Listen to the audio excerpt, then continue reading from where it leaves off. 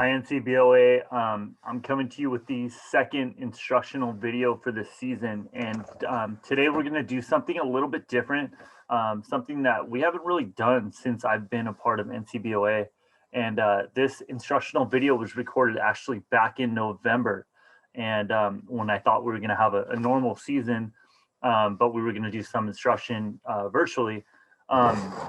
And so I met a really interesting individual. His name is Dr. Hank Glass, and he's actually one of my neighbors, but we've developed a relationship over time. And I've just become fascinated by his career. And so I'm going to read through his resume just so you guys know, but he has more than 32 years of clinical experience as a chiropractor and physical therapist, and has this really long career working in athletics. And he has developed a stretching routine to do immediately after exercise, or in our case, after a game, or before you go to bed. And the idea behind this whole video is that if you take this 5 minutes to stretch after your game, and I know that that's increasingly difficult this year, with some schools might have locker rooms, some might not, but I don't know about you guys, but I'm going to start bringing a yoga mat and stretch wherever I can after the game. This routine has become an integral part of my training and my preparation for the season.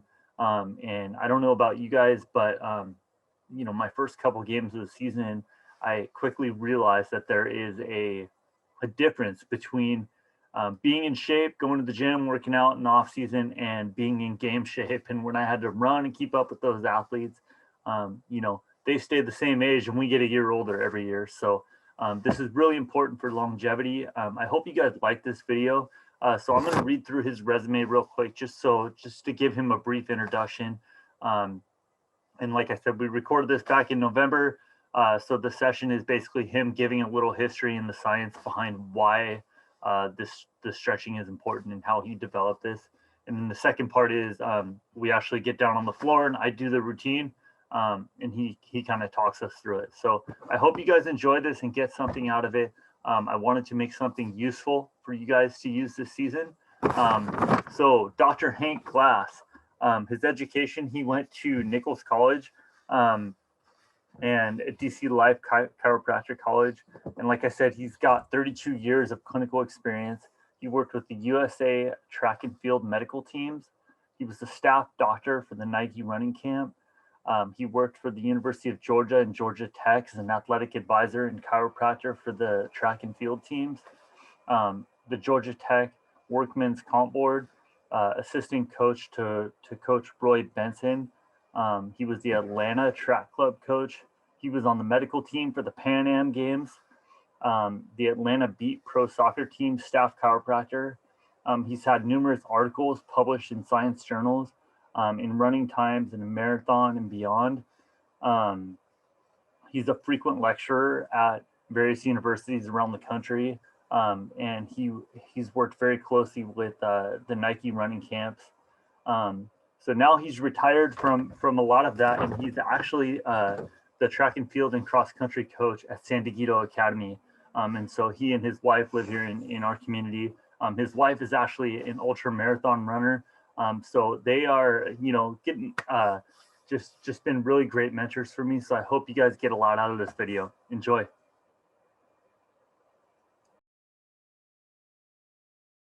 Sorry about that.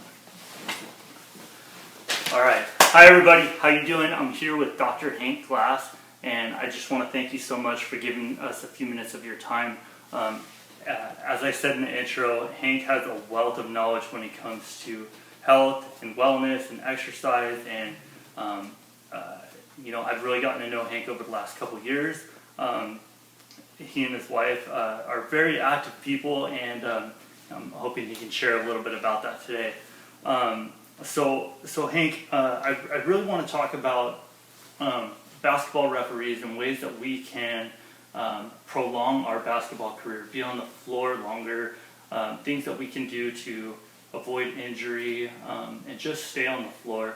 A lot of times during the season, there's 4 or 5 nights a week where we might be working games, in each game, you might run 2 to 3 to 4 miles per game. So if you add that up, we're basically running almost a marathon a week during the basketball season. So we put our legs and our bodies through quite a beating throughout the season. Right. And so I'm hoping you can just share some common issues, some common injuries that you see from running, athletes you've coached, and what are some things to look out for? Well, first of all, referees are athletes. That really needs to be understood. And so athletes need to do and understand what to do to prevent injuries, and also to be better at what they do, because if they're injured, if they're fatigued, if they're not performing as well as they could, then that certainly is going to impact the way that you perform and how well you're received by the coaches and the other players. So that's one of the aspects, is the better you are prepared, the better job you're going to do. Working with athletes, and again, when I say working with athletes, that means referees, especially basketball and football, up and down, start and stop, just like a track runner. It's very important to know that I worked in a sports medical facility, and we found that 95%, and we saw a lot of athletes, coaches, and also referees, 95% of injuries were not traumatic. They were overuse injuries. Interesting. 95% in Wow. our facility. And some of them were very predictable, because as the season started, those people who weren't conditioned were the ones that had the highest percentage of Sure. injuries. So having a seasonal rhythm to prepare yourself during season and what to do off season. You see more athletes do that now. So Tom Brady's 43 years old. Right. His off-season regimen is harder than his on-season regimen. Right. So they're preparing themselves. So given the fact that 95% are overuse injuries, why? Why is that? Those over-injuries are caused by mechanical injuries, because there's imbalances in the way the body uses. People aren't preparing themselves, they're not eating correctly, they're not drinking when they have to, hydrating, getting the right nutrition, and there's imbalances are caused because the body isn't recovering. About 20 years ago, I shouldn't go back 20 years, maybe 15 years ago, try to be specific, we don't need to. We found in the NCAA that the coaching, the training, was not necessarily what they were doing while they were training. The coaches knew how to coach, but they didn't know how to recover. Interesting. And so that changed dramatically in the early 90s. That's when I became involved.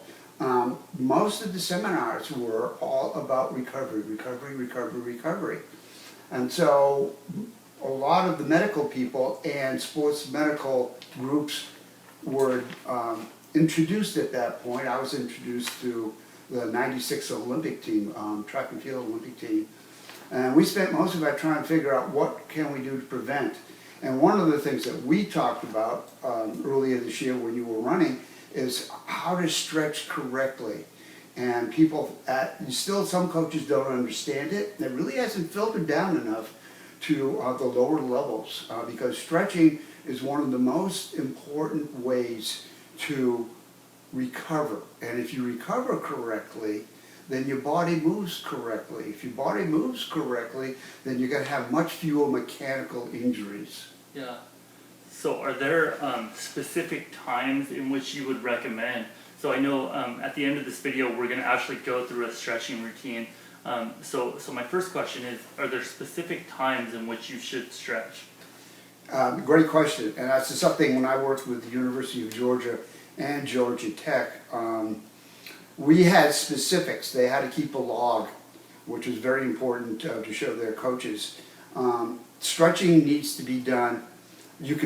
Obviously there's dynamic stretching, and that's not what we're talking about. We're talking about isolated individual stretching to muscles. And it's actually, this was devised by a group, and it's called active isolated stretching, because we're isolating the muscles that have the highest percentages of injuries. And for what you do, there's 5 muscles that are identified as the highest potential for injuries. And so those are the 5 stretches we're going to do once we finish this. And so the beginning of any workout, people have to warm up. You know, why do people warm up? It's because we're working on the connective tissue. We're also getting blood flow to the muscles so they use energy levels properly. But we have 2 types of connective tissues. We have muscles that are attached to the bone with tendons, and we also have ligaments, which are very white. They're made up of a substance called elastin. And we warm up to warm up the core temperature, because if you take a stiff muscle or a ligament and you try to perform too rapidly with that, that's when you have a high percentage of injuries. So warming up increases the core temperature, which helps to gain biomechanical motion. We call it kinetic chain motion. If you take an elastic band and you put it in the freezer and you take it out, it's very stiff. If you take that elastic band and put it in some hot water, it becomes very flexible. So once we do a preliminary warm-up, then we go through our first set of isolated stretching. So that happens just before you actually do the active activity. Okay. And then immediately after, and this is very important, because when we're training and we come through a workout for the day, we have about a 15-minute window in there where your metabolic and all your temperatures and everything is nice and fluid. We have to stretch immediately because you can gain so much more recovery immediately. So if you get in your sports drink, your glycogen, your protein right after you work out and you stretch right then, you'll be recovered within that hour. And the reason you have to do that is when we work with athletes who are college level and then professionals, they're training at least twice a day. Right. So they only have a 4 to 5 or maybe 6 hour window in between their workouts. So they're not easy workouts. They're Division I athletes or professional. And so we always stretch before and we always stretch after.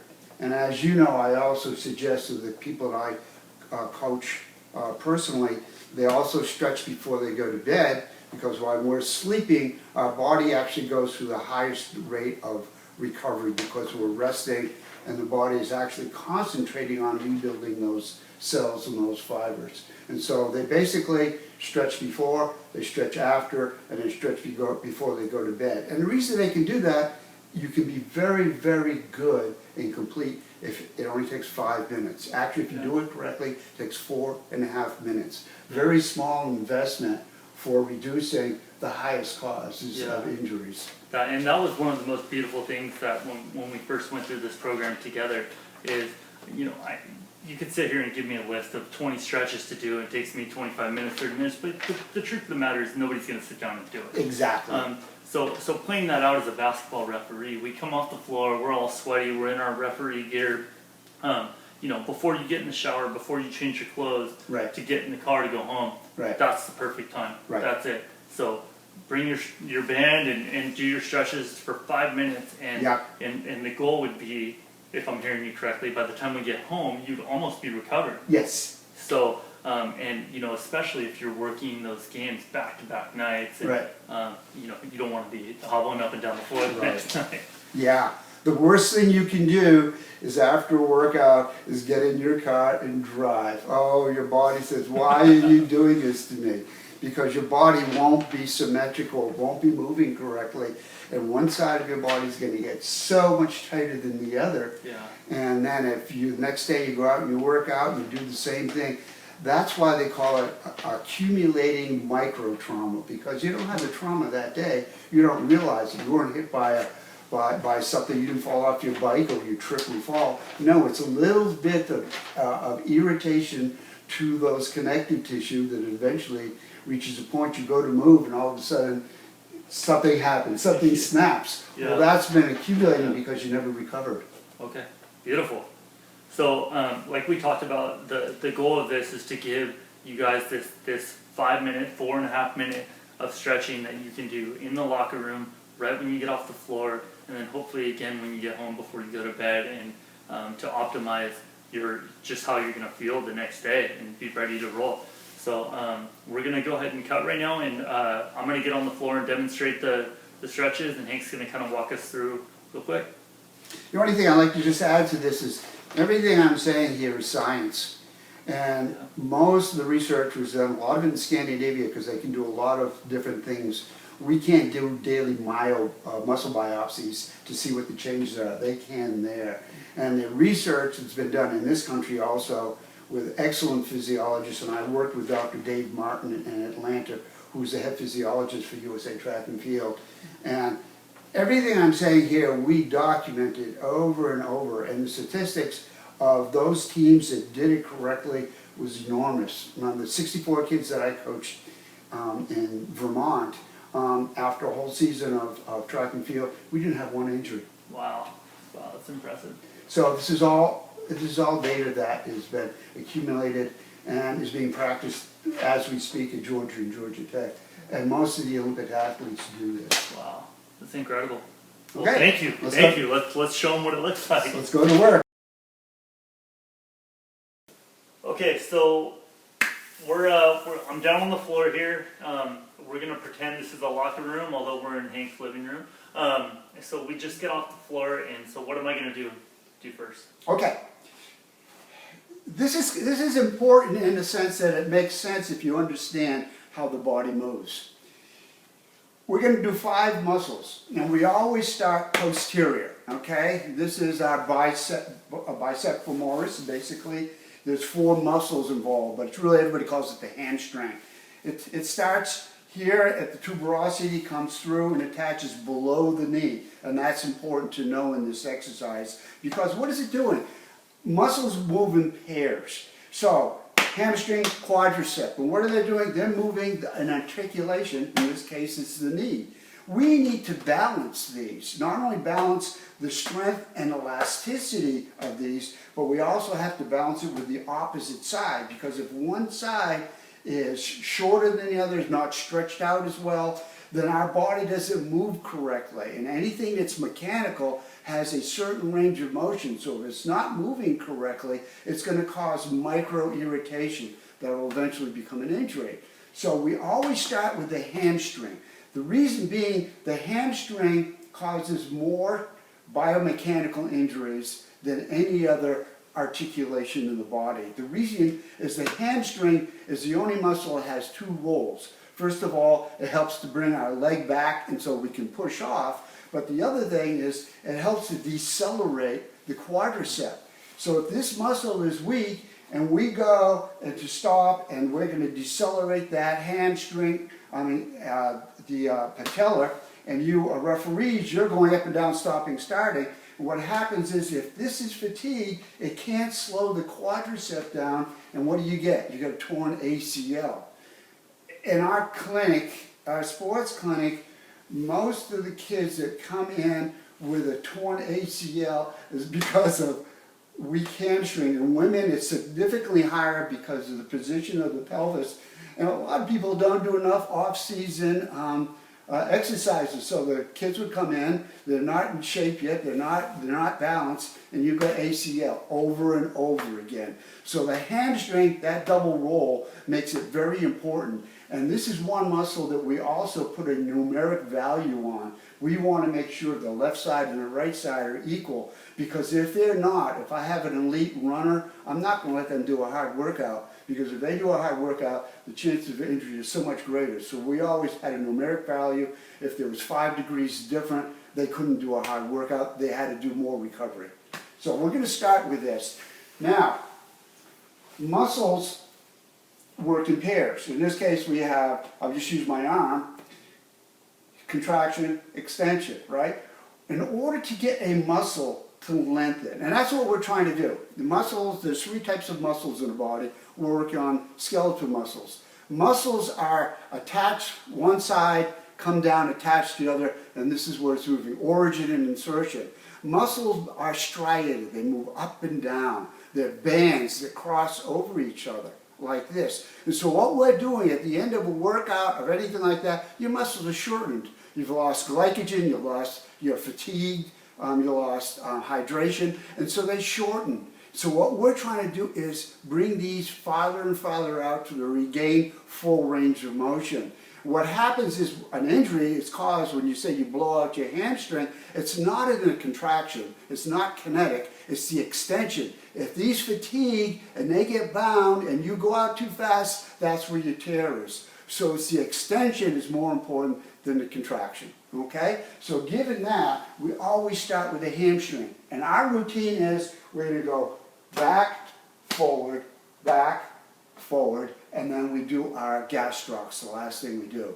So here, here, here, here. That's going to get in our hamstrings, our quadricep, our lower glute muscles, our psoas, our hip flexors, and then come down to our gastrocs. Those 5 muscle groups are the highest percentage of all your lower body injuries. Okay, so what we're going to do, Joel's going to put it over his leg like that. He's going to bring this leg up. This is, we call it isolated, because we're making sure we're not fighting against gravity, and we're allowing our body only to isolate one muscle at a time. So what he's going to do, and this is the important aspect, you have to start the stretch by contracting the opposite side. This is the biggest problem with a lot of people, is they just try to lift this up using the rope. Don't use the rope. You should just have it nice and loose. You have it in your hand. You start by contracting your quad. That causes your toe to dorsiflex. Move this way a little bit. Yeah. If you do this, if you contract this and you dorsiflex, you're already stretching your hamstring. It already has to stretch. Now, using that muscle, you bring it up as far as you can. When you get it as far as you can, you pull the rope for just 3 seconds. 1, 2, 3, and then down, all the way down. And we have Joel do it how many times? 10 times. 10 times.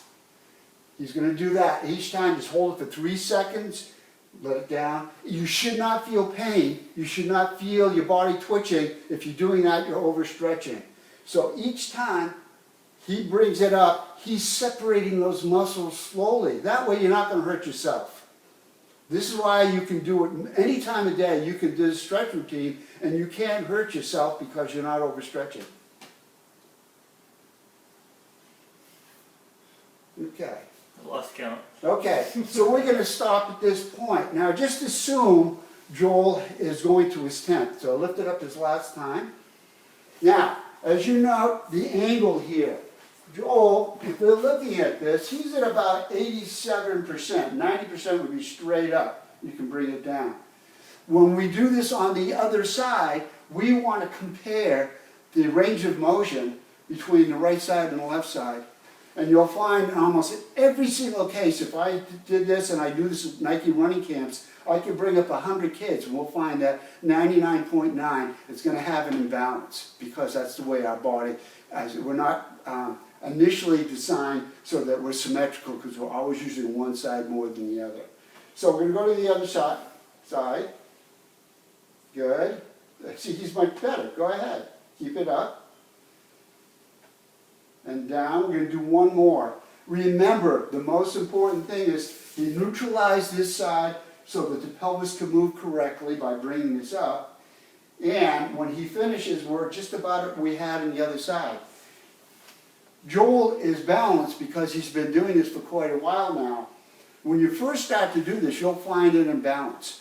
If you do this, consistency is the most important thing in any athletics. If you do this every day, twice a day, in 30 days you will be incredibly balanced, and then it's easy to stay balanced. It's that first 30 days in which you have to go through the process of the body reprogramming itself. So you do 3 seconds times 10, that's 30 seconds. We do the other side, same thing, 30 seconds. You just invested 1 minute on each side. So we're going to flip, and the next thing we're going to do is the quadricep.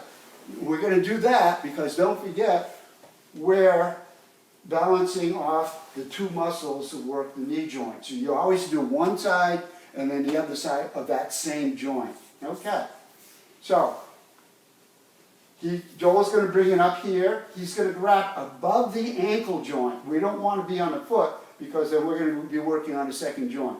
So you do it here. Now, he's gonna bring it to his chest. That gives him some nice elasticity. You're gonna bring it all the way back. When you feel some mild tension here, then you pull towards your butt. 1, 2, 3, and back. And back. Bring it here. 1, 2, 3. You'll feel a very specific stretch right in the belly of the muscle. When we do these now, we're not working on the tendons. We're working on the muscle belly. That's where you get the greatest degree of loss of elasticity and range of motion. Okay? That's good. And you can see his body when the knee came up, it was at about 90 degrees. Yeah, that's great. When we run, it's basically a pendulum between our lower body. We come up 90 degrees, we come back 90 degrees. Up 90 degrees, 90 degrees. Joel was at about 87 degrees with his hamstring. He can get a little bit more because the more balanced we are there, the more efficient we are. We can run faster, we can run longer because we're running correctly, we're not using as much energy. If you want to be a marathoner, you have to have pretty good biomechanics, unless you're just running to finish one. But if you're running out there to do your best, you have to be balanced. So, Okay? so to go back to the hamstring, so the goal is 90 degrees. So you're basically at 90 degree, or do you want to be further than that? So that's an individual thing. We're not all the same. Some people have tighter ligaments than others. Women are significantly, because of estrogen, are significantly looser than guys. And so the goal is to get it to a point where you can feel you've reached your maximum range of motion. 87 degrees is good. Anything from, I found that I've had really good runners from 85 up to 90 and be very efficient because they were 85 on both sides, because their dynamics of their skeleton just created a little difference. But the thing is to have both sides to be equal. Okay. Okay, so we just did 1, 2. Okay, didn't take very long. Yeah. Okay, so we had a minute here, a minute there. We just invested 2 minutes. Okay, so the next one, he's already in the right position. We did back, front. We're going to do this one now. We all know when we run, so much of the weight bearing and the pounding goes to our pelvis, our glutes, and our lower back. And so this is also going to help the muscular aspect of it, but it's also going to help the disc of the lower spine. Okay. So you're going to come forward as far as you can, look down, and pull down. 1, 2, 3. I can tell Joel has a very stiff lower back. 1, 2, 3. I've had women who can put their nose right on their toes. 1, 2, 3. And 1, 2, 3. 1, 2, 3. And you should feel it loosening up in there. And you'll also find that you may find that one side of your body is tighter than the other. So if you do, you just have to keep on working. Sometimes I do more. Sometimes when I find that I'm tight, I'll do 30 reps. Because I know where I have to be to go out and train the next day. And if you've just had a really hard workout or race, you might have to do more. And so you're always trying to get it back to balance. So you just spent 30 seconds there. So you just spent 2.5 minutes, okay? So the next one, this is very important also because it's the first muscle we use when we start to run, and it's very powerful. It's a powerful muscle, and it's the only muscle in the body where it attaches to, excuse me, the lower 2 ribs, the spine, the lumbar spine, the transverse processes, and actually have nerve endings that are affected by this. So if you have a tight psoas, lots of times, hip flexor, psoas, same thing, you can have lower back pain. You think it's from sit-ups or something, it's not. It's because of the tightness here. Okay. So Joel's set up to do the right side. So his right hand comes up, and that's important because I mentioned that it attaches to the bottom 2 ribs. So he's going to go forward with the knee and then reach back and bring this hand over his head because the muscle's on an angle. 1, 2, 3, and down. And you'll feel it coming all the way down through there. It's a very long, powerful, big muscle. Absolutely important. And then a secondary aspect of that is when I talk about running efficiently, this muscle helps the diaphragm get in oxygen. And so if this muscle is tight and it's pulling those ribs down, then you're also going to fatigue easy and you're going to collapse in this way. And so when we breathe, we're not going to get in a full set of oxygen to our lungs. Perfect. So this one you're going to notice too. When you do this, I always find my left side's tighter than my right side because I'm right side dominant. Same thing. So go ahead and do the left side. Same thing. Right arm, or left arm goes up, he comes forward with the knee, he reaches back as far as you can, and boom. And while you're doing it, breathe. Breathe in, and now breathe out. That also helps to bring our cardiovascular system up to its highest level. And again, if you find that the left side is a lot tighter than the right, you can do more than 10. It won't hurt you. This type of stretching is no way that it can cause any tissue damage. Okay? It's non-ballistic, and it's actually the way our body moves when we run, doing any activity. We don't want to think about it. This is a reflex activity from the brainstem. And so all we're doing is mimicking what we do when we exercise. Okay? Very good. All right. We got one more. Last one. Okay? We're almost there. Last minute. So, shin splints, ankle injuries. Why is that? Because you're going to do two muscle groups at the same time. We're working on the gastrocs, which is really four muscles. Four muscles make up the Achilles tendon. And we're going to be working against the tibialis anterior and the muscles in the shin. Your shin splint's always there. So this is one, I'm going to change it a little for you. So basically what you're going to do is, you've got the rope on, but you're not going to use it yet. What you're going to do is bring the toe back as much as you can by itself. Then pull back, 1, 2, 3, and then you're going to force it down like you're going against your brake pedal or your gas pedal. Now, keep some tension on and force it down, 1, 2, 3. So we're getting the tibialis anterior and the gastrocs at the same time. You need to balance those, because if the gastrocs, which are so big, are fighting against these little muscles here, if these get too strong, then it's going to create shin splints and sometimes compartment syndrome. So bring it up slowly, pull, and then fight it down. Bring it up, pull, and down. That's going to take care of the anterior compartment. Lots of injuries there, especially with young kids coming in who are not in shape. We just started cross country. We'll have 10% of them will have shin splints in 2 weeks. So they're predictable. And this is what they do where I coach at TROC, San Diego Academy. Everybody stretches. They do not leave until everybody's stretched correctly. So again, 3 seconds hold, Yep. and then push down. So again, we're 30 seconds and 30 seconds. It gives you 4.5 minutes. 4.5 minutes. It's so easy.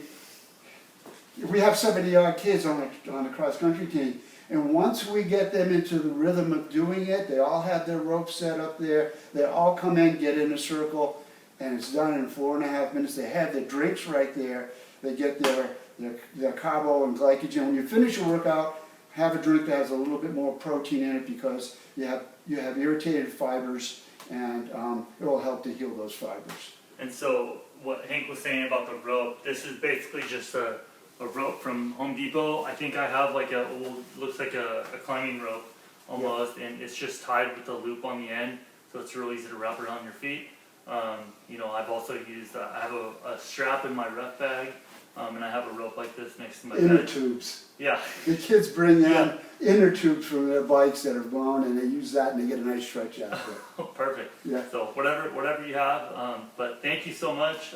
It's super helpful. I know it's helped me a lot. I hope it helps a lot of the referees out there. Keep it up, guys. You guys are very important. Without you, there wouldn't be any sports. Keep it up. And I got a fun fact.